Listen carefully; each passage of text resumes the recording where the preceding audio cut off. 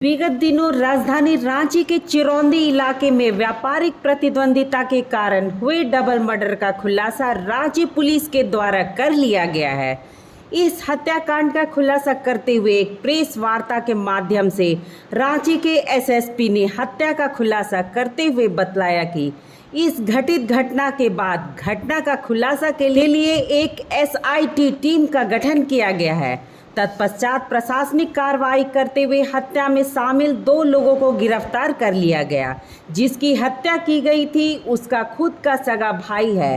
साथ ही एक व्यक्ति की और गिरफ्तारी हुई है जो हत्या के पहले और बाद में सक्रिय रूप से सहयोग और संरक्षण देने का काम किया था। साथ ही हत्या के समय जिस मोटरसाइकिल का उपयोग किया गया था उसकी भी बरामदगी भी कर ली गई है और हत्या में प्रयुक्त हथियार सहित अन्य सामानों को भी बरामद कर लिया गया है।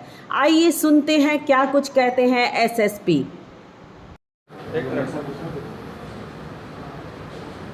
सर, डबल मर्डर मामले में 3 लोगों की गिरफ्तारी हुई है। ये किस तरह से इनकी गिरफ्तारियां हुई, क्या कुछ जानकारी है? देखिए, दिनांक 11 अगस्त 2023 की रात्रि में एक जूस दुकान के मालिक मुकेश साव एवं उनके स्टाफ रोहन कुमार की जब वो दुकान बंद करके घर जा रहे थे बाइक से, तो उनको साइंस सिटी के आगे एक मोड़ पे जो अपराधकर्मी हैं अशोक कुमार गुप्ता और धर्मेंद्र कुमार गुप्ता, इन दोनों के द्वारा, जो दोनों बुलेट पे सवार थे, इन दोनों के द्वारा इन दोनों को रोका गया, मृतक को, और रोकने के पश्चात उनकी गोली मारकर हत्या कर दी गई। इसको लेकर प्राथमिकी बरियातू थाने में दर्ज की गई एवं सिटी एसपी के नेतृत्व में एक एसआईटी का गठन किया गया और लगातार उसके बाद इन दोनों अपराधकर्मियों की गिरफ्तारी के लिए छापेमारी न केवल रांची में बल्कि अन्य ज़िलों में और राज्य के बाहर भी छापेमारी की जा रही थी।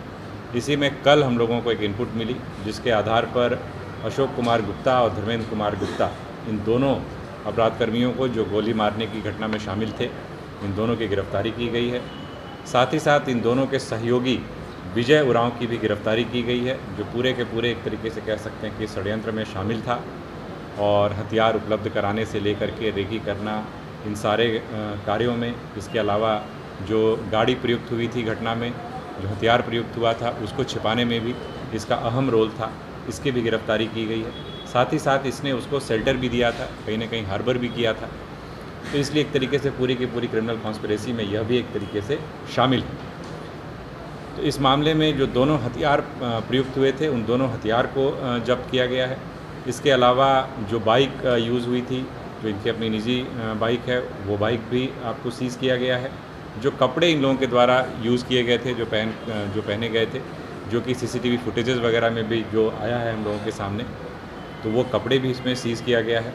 जब इन लोगों से पूछताछ की गई है तो यही मामला सामने आया है कि जो मृतक और मृतक का भाई, इनके द्वारा लगातार जूस का व्यवसाय किया जा रहा था।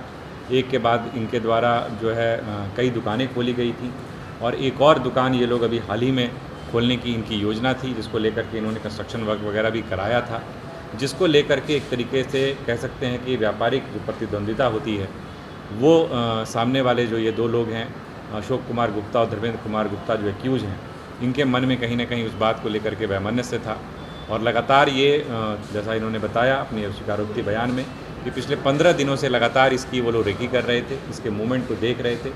इनका एक और सहकर्मी है जो इसमें इनको सहयोग कर रहा था, उसकी भी हम लोग अभी सत्यापन कर रहे हैं, गिरफ्तारी का हम लोग प्रयास कर रहे हैं। तो कुल मिलाकर इसमें जो 3 व्यक्ति पूरी तरीके से अभी तक जो सामने आए हैं उनकी गिरफ्तारी हुई है। जो दोनों, जैसा मैंने बताया, दोनों हथियार, बाइक, कुछ जिंदा गोलियाँ, कपड़े इत्यादि सभी बरामद हुए हैं। तो ऐसा कह सकते हैं कि इस कांड का पूरी तरीके से खुलासा पुलिस के द्वारा किया गया है।